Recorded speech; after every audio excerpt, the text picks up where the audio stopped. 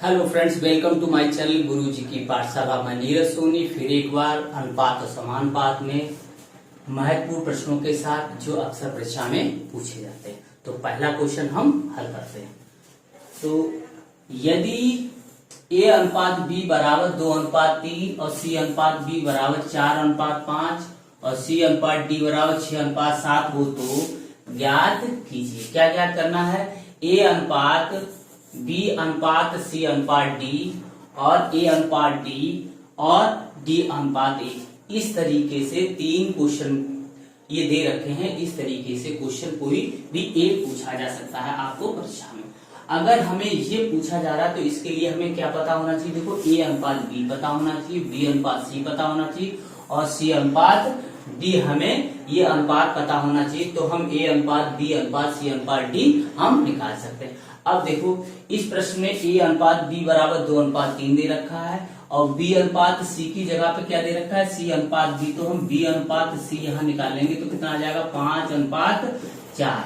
अब आगे क्या दे रखा है? c अनुपात d दे रखा है। तब हम a अनुपात b अनुपात c अनुपात d आसानी से निकाल सकते हैं। देखो, हमने आपको बताया था तो a अनुपात b कितना है? 2:3 और b अनुपात c कितना है? 5:4 और c अनुपात d है 6:7। अब इसको हमें निकालना है।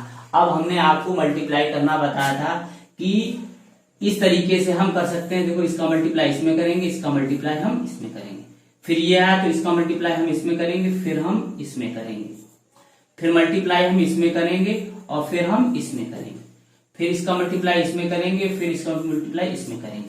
अब देखो कितने तरीके से हम इसमें कर सकते हैं। तो 2 5 6, 2 5 और 6। अब देखो, 3 का 5 और फिर 3, 3 5 और 6। अब फिर हम 3 4 6, 3 4 6। फिर अगला देखते हैं 3 4 7, 3 4 और 7। इस तरीके से हमने गुणा कर लिया। अब इनमें से कौन सी संख्या कट रही है वो हम काट सकते हैं। देखो, 3 इसमें है, 3 इसमें, 3 इसमें भी हो, 3 दूनी 6 हो। अब देखो, 2 इससे कट जाएगा, ये भी। तो 2 से हम ये काटते हैं, 2 2 3 6, फिर 2 से 2 और फिर 2। तो कितना आ जाएगा? देखो, 10 अनुपात 15 अनुपात 12 अनुपात 7 दूनी 14। ये हमें प्राप्त हुआ। अब देखो, यहाँ पर a का मान ये है, b का मान ये है और c का मान ये है और d का मान ये है। तो a अनुपात b अनुपात c अनुपात d हमें ये मिल गया। अब हमें ये भी निकालना है। अगर ये पूछा जाए, ये अगर हमें मान पता है, जैसे ये मान पता हो, हमें ये पूछा जाएगा तो हम इसी से ही निकाल सकते हैं। तो a अनुपात b कैसे निकालेंगे? 10 अनुपात 14। तो कितना हो जाएगा? 5:7। अब देखो, अगर हमें ये मान पता है और ये मान हमें निकालना हो तो इसका हम रिवर्स कर देंगे। d अनुपात a को हम कैसे लिखेंगे? 7:5। अब अगर ये हमें मान ना निकालना, हमें सीधे यही मान निकालना है, तो इसके लिए हम दूसरे तरीके से इसको हल कर सकते हैं। देखो, उसको हम किस तरीके से हल करेंगे वो हम देखते हैं। अगर हमें a अनुपात d निकालना है तो इसका मतलब है a/d निकालना है हमें। तो a/d को हम कैसे निकालेंगे? तो इसको हम करेंगे, ये a/b, b का भाग कर दिया तो b का गुणा कर देंगे ऊपर, फिर c का भाग कर दें तो c का गुणा कर दें। तो यही चीज हमें इसमें प्राप्त होगी। अगर हम b को काट दें, c को काट दें तो हमें यही रखा हुआ यहाँ पे मिलेगा मान। अब देखो, a अनुपात b को हम कैसे निकालेंगे? a अनुपात b कितना दे रखा है? 2/3 दे रखा है।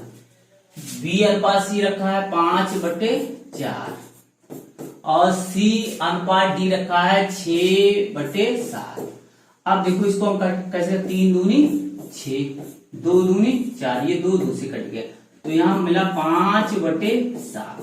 तो हम इसको लिख सकते हैं 5:7 लिख सकते हैं।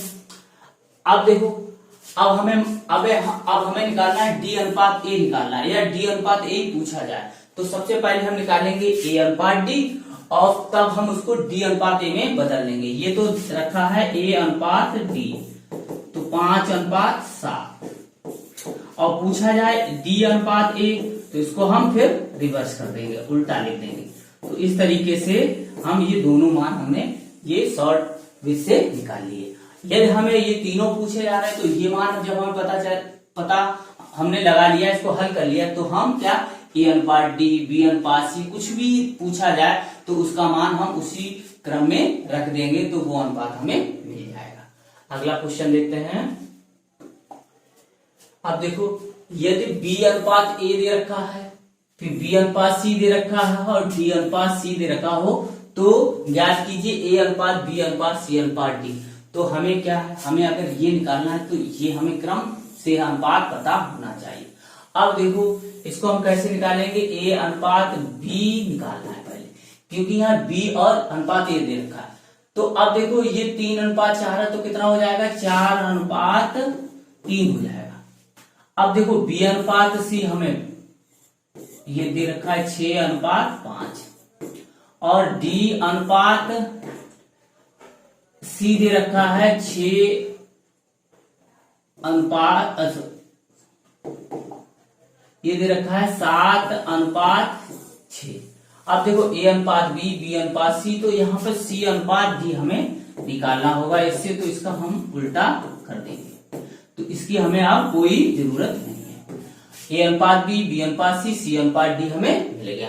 अब हम निकालना ए अनुपात बी अनुपात सी अनुपात डी, तो हम इसको कैसे निकालेंगे, ए अनुपात बी रखेंगे 4 अनुपात 3, फिर बी अनुपात सी रखेंगे तो 6 अनुपात 5, फिर सी अनुपात डी रखेंगे तो 6 अनुपात 7।